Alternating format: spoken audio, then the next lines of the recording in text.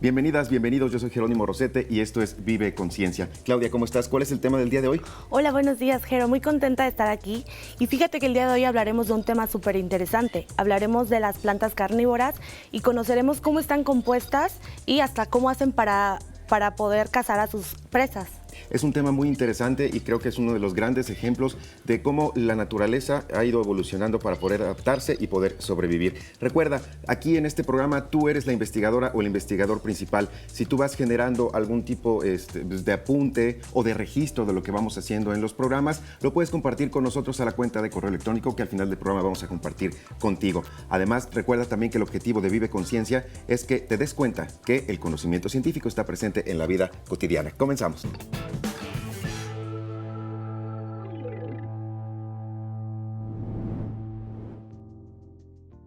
Pues para hablar sobre las plantas carnívoras tenemos con nosotros al maestro en ciencias Víctor Luna.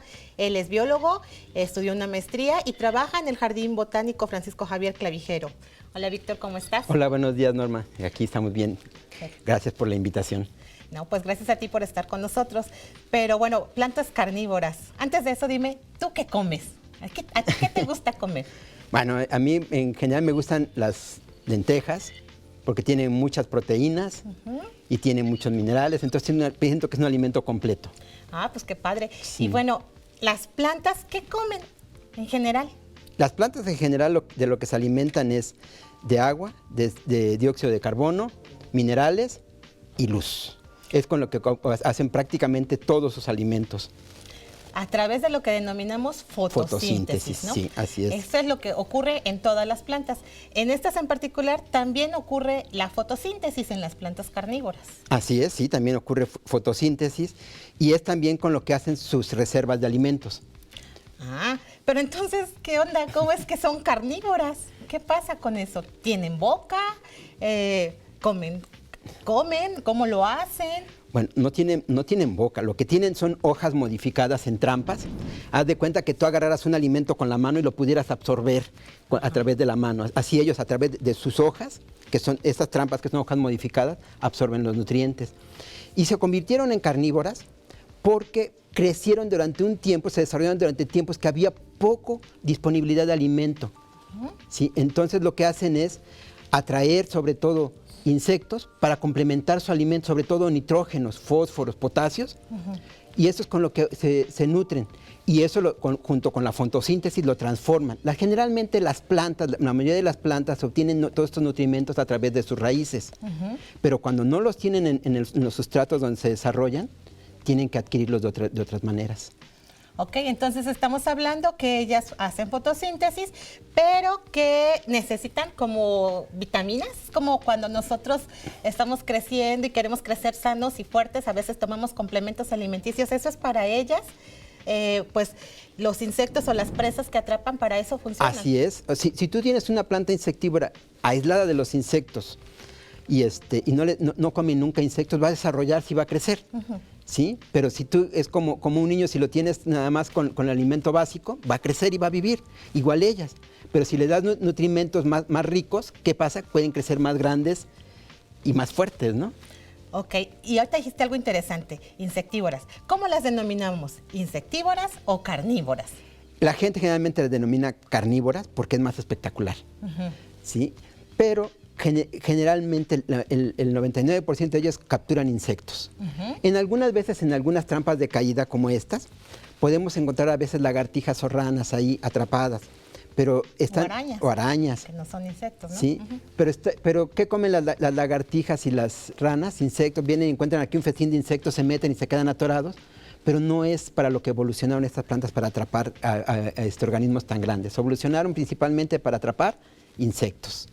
Pues muy interesante. Bueno, ¿qué tal si les vamos a pedir a las personas que nos estén viendo, a los niños que nos están viendo, un desafío? El desafío va a ser que nos dibujen una planta carnívora, la que ellos conozcan.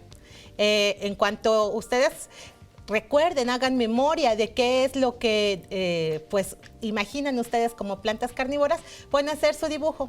Y bueno, a continuación vamos a explorar y a indagar todo lo que Víctor nos ha dicho. ¿Qué te parece, Víctor? ¿Vamos a explorar? Vamos a explorar, los invitamos a que vayamos a explorar todas las plantas carnívoras e insectívoras. Víctor, ¿y cuáles son las características de las plantas insectívoras o carnívoras? Bueno, las plantas, para que se considere una planta como planta insectívora, tiene que tener 3 atributos. Tiene que atraer insectos, tiene que atraparlos, pero sobre todo lo que la distingue es que tienen sustancias para poderlos digerir. Esta digestión es descomponer lo que ya tienen hecho para poder absorber nutrientes, para volverlos asimilables. Entonces, muchos de ellos tienen ácidos muy parecidos a nuestros ácidos gástricos. O sea, lo que tenemos en el estómago es parecido a lo que ellas usan. Así es, además de tener sustancias digestivas, también igual que nosotros tienen muchas bacterias que le ayudan a la descomposición de los insectos que atrapan. Perfecto. Y bueno, a ver, cuéntame, ¿qué trampas me vas a enseñar?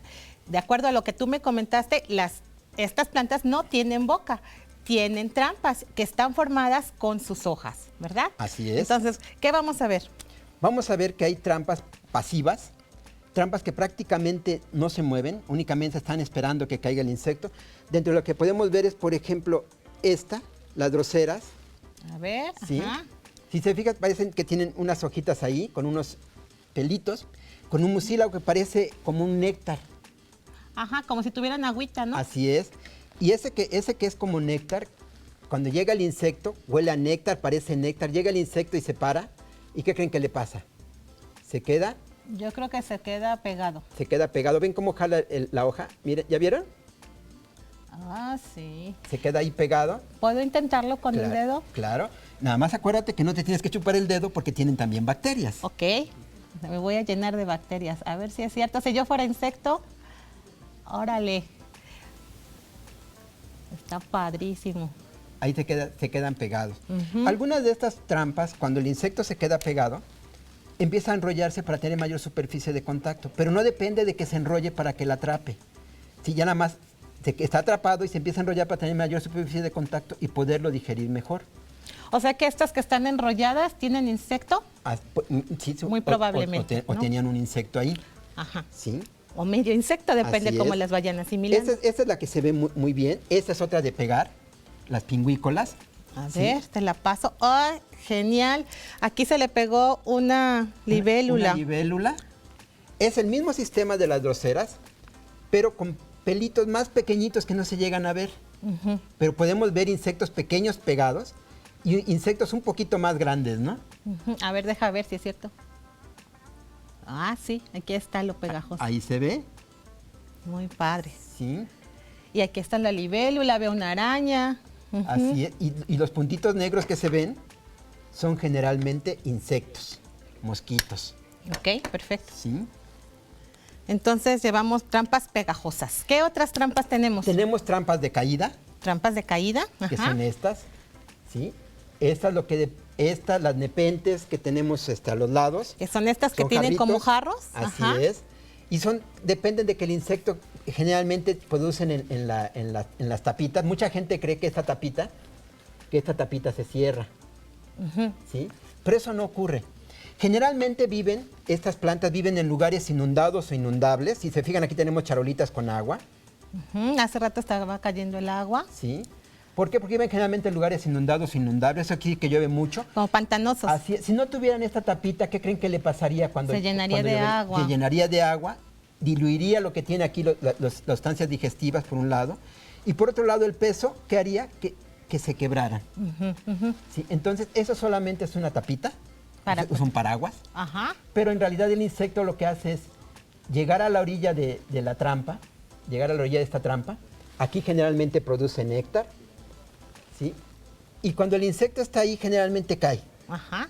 Si cae acá al fondo, aquí en este caso, además de ser de caída, es cónica. ¿Sí? Entonces, conforme va haciéndose hacia abajo, El insecto se queda se queda atrapado. atorado. Tiene pequeños pelitos que están hacia adentro. Entonces, el insecto se queda ahí atorado. ¿Sí? Pero en sí es de caída, caen. Y estos aquí como quedan. Ahí se van complementando los insectos. Igual en los de jarrito, generalmente al fondo tienen un pequeño líquido, una porción de líquido, Es un líquido poquito más denso que el agua. Hagan de cuenta que es una miel, como una miel así de pegajosa. O sea, los jarritos de las plantas nepentes tienen un líquido como espesito. Ajá, como si fuera una alberquita al fondo. Y lleno de enzimas, de sustancias que ayudan a digerir. Y ese digerir. líquido, ¿por qué es un poco más denso que la miel? Porque si un insecto cae en agua, mueve tan rápido sus alas que la seca y puede volar. Pero ¿qué pasa cuando cae en algo más espeso que el agua, como una miel? Pues le cuesta trabajo salir. Las alas se le pegan, entonces ya no puede volar.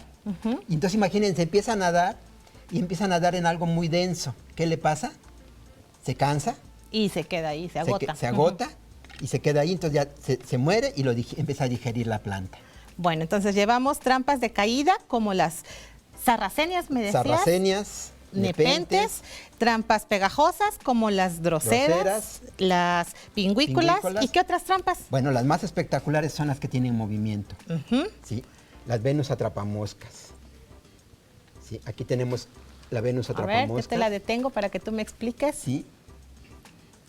Esas son unas trampas de cepo. ¿Sí saben?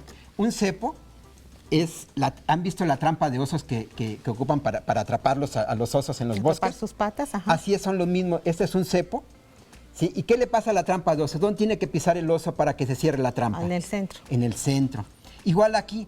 Aquí en el centro de cada uno de estos dos valvitas tiene 3 pelitos. Tiene 3 pelitos en cada uno. Entonces el insecto llega y toca uno y no pasa nada. Pero cuando toca otro en menos de 5 segundos o el mismo, ¿qué va a pasar? La planta se cierra.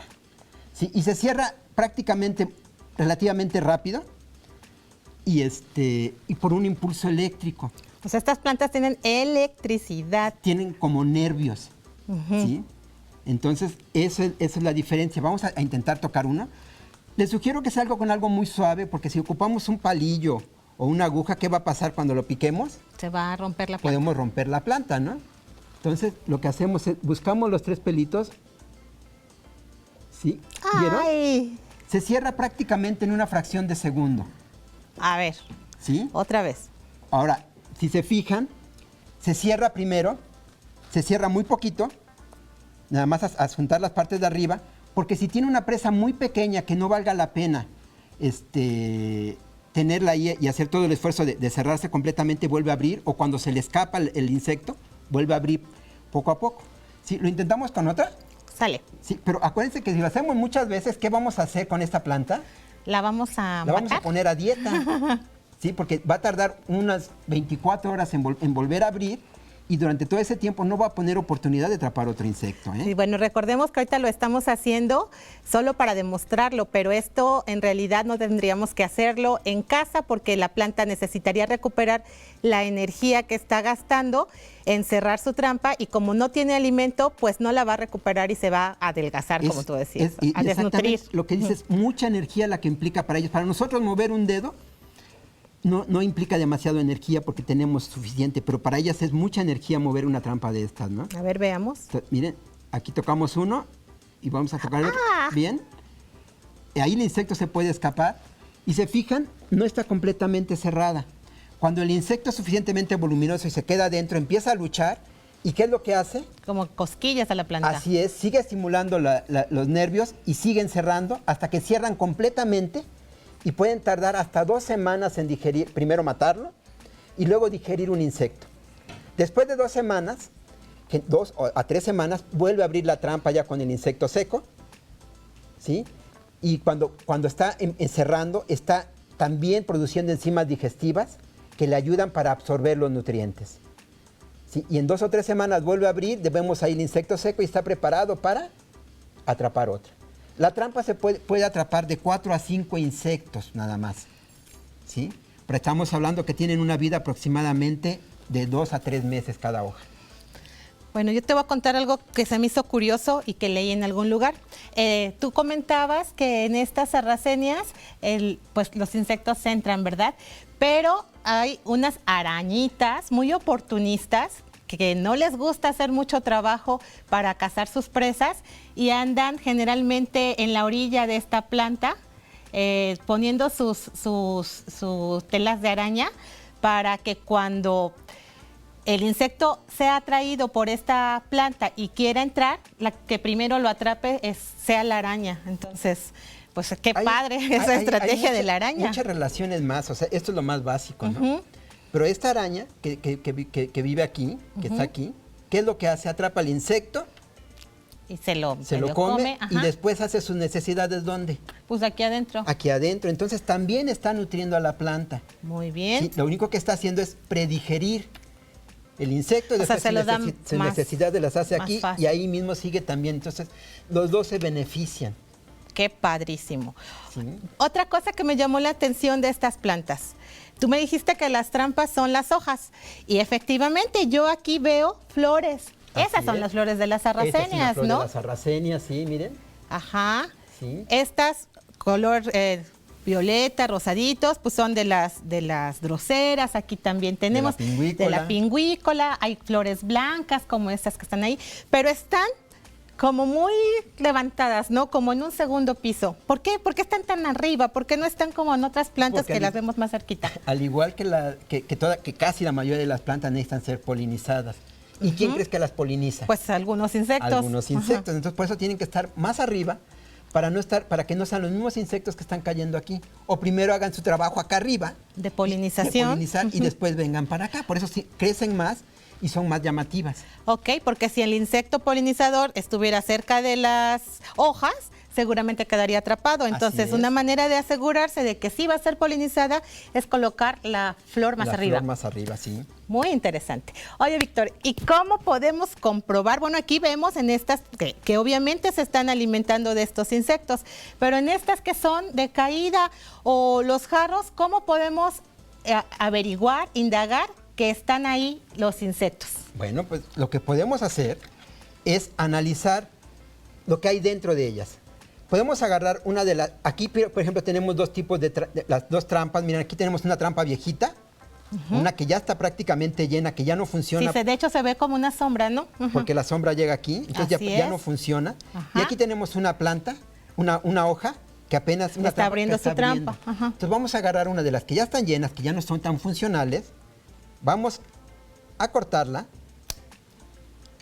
Y si te parece, vamos a abrirla para ver qué hay dentro. Ok, me parece bien. Ok, vamos ¿Qué a les hacerlo? parece? ¿Bien? Perfecto. Bueno, entonces, ¿qué vamos a hacer, Víctor? Vamos a abrirla a lo largo para ver todo lo que ha comido. ¿Sí?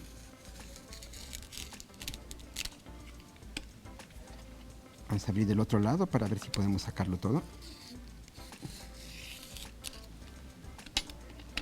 Y Wow. aquí está todo lo que ha comido, miren. ¡Qué barbaridad! Sí. Todos los exoesqueletos de los insectos. Ahí puedo ver una palomita. Bueno, esta es la que está como más completa. La más completa de hasta arriba, mira, puedes Ah, sacarla. esta, exactamente. Esa apenas va a empezar a digerir. Apenas la estaba digiriendo. ¡Qué tragona! Mira nada más cuántas cosas tiene dentro. A ver, ¿qué otra cosa le podemos ver? ¿Le saco todo? Sí, sácale a ver si encontramos algo más. ¡Mira esto! Está el exoesqueleto de la mosca. ¿Es una mosca? ¿O fue una mosca tal vez? A ver. Pues no, ya no se nota exactamente qué insecto fueron, porque están solo los exoesqueletos.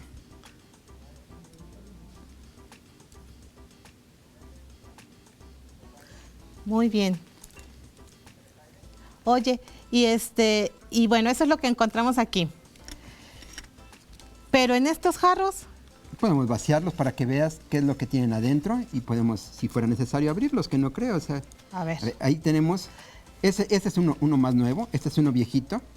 Este ya prácticamente, si vemos, ya no tiene líquido, ya está decayendo. Pero tenemos uno que es nuevo, podemos vaciarlo para que veamos cómo tiene el líquido. Sí, ahí va. Este es el líquido que decías que es más... Ah, y ahí cayó algo. Que es más viscoso, más denso que el agua, y que sí. tiene enzimas y bacterias similares a las de nuestro cuerpo. Así y mira es. lo que tenía ahí. Es como una mosquita. Así es, sí. O sea, apenas estaba empezando a comer. Este podemos abrirlo, que estaba seco. Y miren, también tenemos algo. Ah, sí. A ver qué tenemos Puedes ahí. ayudar a sacarlo. Claro. Pues ya nos dicen que era. Ya lo está digiriendo Ya está completamente asimilado.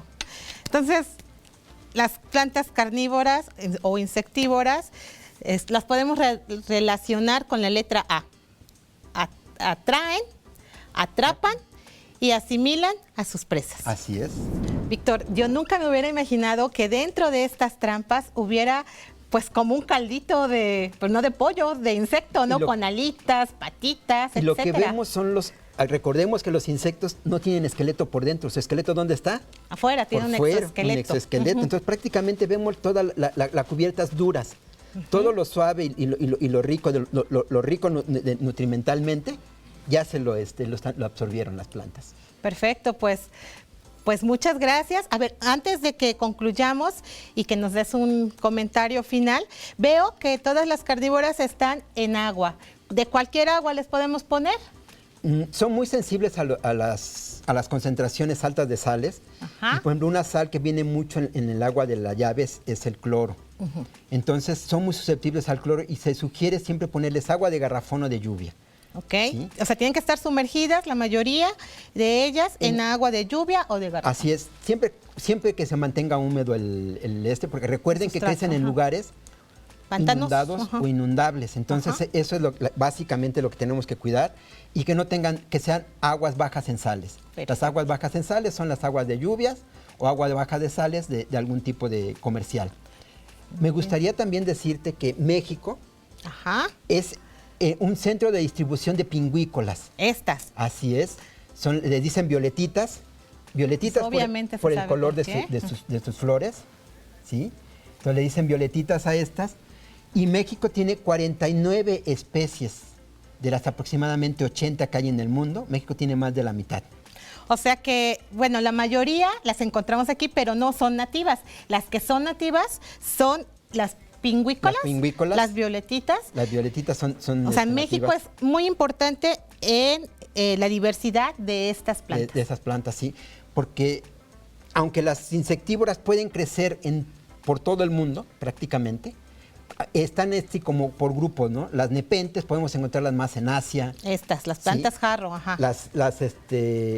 Las dioneas, las Venus atrapamoscas, las encontramos más en América del Norte, las sarracenias también, pero México tiene una gran variedad de plantas pingüícolas. Pues eso es muy importante. Pues muchas gracias por haber estado con nosotros.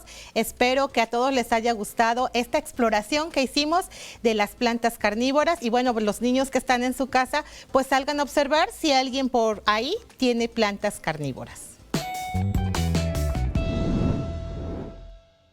Llegamos al final de Vive Conciencia. Víctor, muchas gracias por habernos acompañado.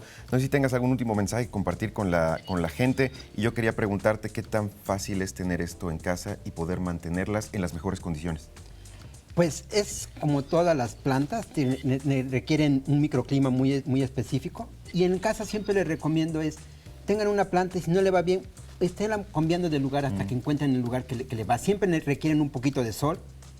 Sí, y sigan explorando, nada más acuérdense que las plantas son seres vivos y también sienten.